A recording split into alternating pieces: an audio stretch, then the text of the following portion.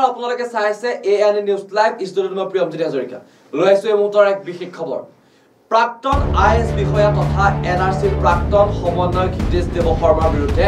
বিশ্বনাথ চাৰিআলি আৰক্ষী থানাত এজাহাৰ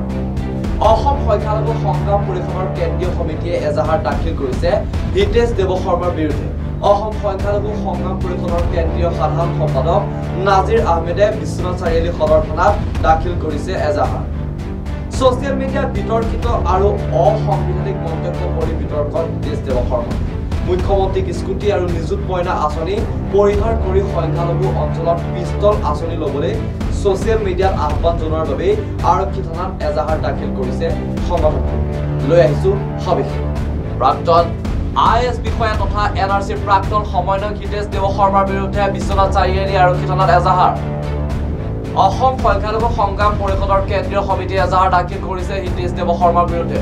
অসম সংখ্যালঘু সংগ্ৰাম পৰিষদৰ কেন্দ্ৰীয় সাধাৰণ সম্পাদক নাজিৰ আহমেদে বিশ্বনাথ চাৰিআলি সদৰ থানাত দাখিল কৰিছে এজাহাৰ সোশ্যাল মিডিয়াত বিতৰ্কিত আৰু অসাংবিধানিক মন্তব্য কৰি বিতৰ্কত হিতেশ দেৱ শৰ্মা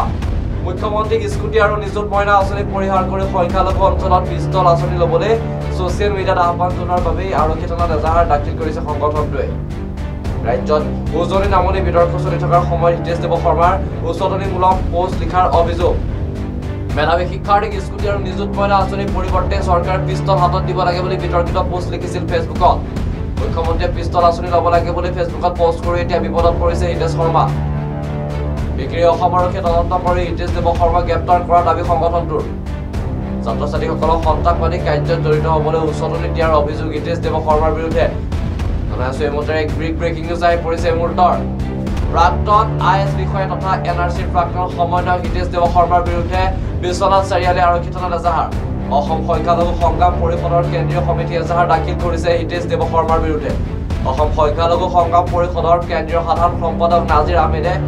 বিশ্বনাথ চাৰিআলি সদৰ থানাত দাখিল কৰিছে এজাহাৰ সোশ্যাল মিডিয়াত বিতৰ্কিত আৰু অসাংবিধানিক মন্তব্য কৰি বিতৰ্কত হিতেশ দেৱ শৰ্মা মুখ্যমন্ত্ৰীক স্কুটি আৰু নিযুত মইনা আঁচনি পৰিহাৰ কৰি সংখ্যালঘু অঞ্চলত পিস্তল আঁচনি ল'বলৈ সোশ্যাল মিডিয়াত আহ্বান জনোৱাৰ বাবে আৰক্ষী থানাত এজাহাৰ দাখিল কৰিছে সংগঠনটোৱে ৰাজ্যত উজনি নামনি বিতৰ্ক চলি থকাৰ সময়তে হিতেশ দেৱ শৰ্মাৰ উচতনিমূলক পোষ্ট লিখাৰ অভিযোগ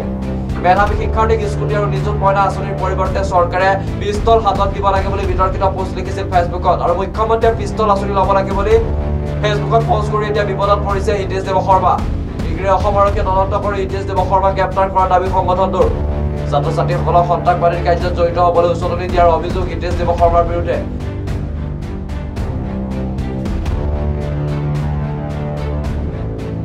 বিশ্বনাথ চাৰিআলি আৰক্ষী থানাত এজাহাৰ দাখিল কৰিছে কামৰ এজাহাৰ দাখিল কৰিছে কি কাৰণে এজাহাৰ দাখিল কৰিছে আৰু কোনে এজাহাৰ দাখিল কৰিছে আমি অসম সংখ্যালঘু সংগ্ৰাম পৰিষদৰ কেন্দ্ৰীয় সমিতিৰ ফালৰ পৰা আজি বিশ্বনাথ চাৰিআলি সদৰ থানাত এফআইআৰ দাখিল কৰিছোঁ হিতেশ দেৱ শৰ্মা নামৰ যিগৰাকী এনআৰসিৰ প্ৰাক্তন সমন্বয়ক এগৰাকী ৰিটায়াৰ্ড আইএছ অফিচাৰ তেওঁ দুদিনমান পূৰ্বে সামাজিক মাধ্যম ফেচবুকত অতি বিতৰ্কিত আৰু উচতনিমূলক এটা আচলতে উচতনিমূলক পৰামৰ্শ অসম চৰকাৰৰ মুখ্যমন্ত্ৰী ডাঙৰীয়াক তেখেতে এই পৰামৰ্শটো ফেচবুকৰ তেখেতৰ মন্তব্যৰ জৰিয়তে আগবঢ়াইছিল তাতে তেওঁ উল্লেখ কৰিছে যে অসম চৰকাৰে বিশেষকৈ মিয়া পৰিবেষ্টিত অঞ্চলবোৰত যিসকল মেধাৱী ছাত্ৰী আছে এই মেধাৱী ছাত্ৰীসকলক আপোনাৰ স্কুটি বা নিযুত মইনা আঁচনিৰ পৰিৱৰ্তে তেওঁলোকক পিস্তল আঁচনিৰ জৰিয়তে সেই ছাত্ৰীসকলক পিস্তল হাতত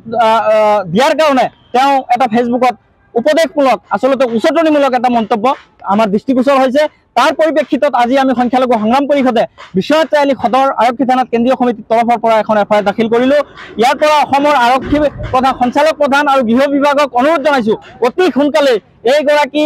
দায়িত্বশীল এগৰাকী ৰিটায়াৰ্ড আইএছ বিষয়া তেওঁৰ ওপৰত তদন্ত কৰি এই গোচৰ পঞ্জীয়ন কৰি তেওঁৰ ওপৰত বিহিত ব্যৱস্থা ল'ব লাগে কাৰণ শান্তি সম্প্ৰীতিৰ এইখন অসমত তেখেতৰ এই মন্তব্যই যাতে কোনো ধৰণৰ সাম্প্ৰদায়িক সংঘৰ্ষ সৃষ্টি নহয় তেখেতৰ এই মন্তব্যৰ জৰিয়তে অতি শীঘ্ৰেই সেইকাৰণে আমি অসম আৰক্ষীক আহ্বান জনাইছোঁ যে অতি শীঘ্ৰেই আপোনালোকে এইগৰাকী ৰিটায়াৰ্ড আইএছ অফিচাৰৰ বিৰুদ্ধে আপোনালোকে ব্যৱস্থা গ্ৰহণ কৰক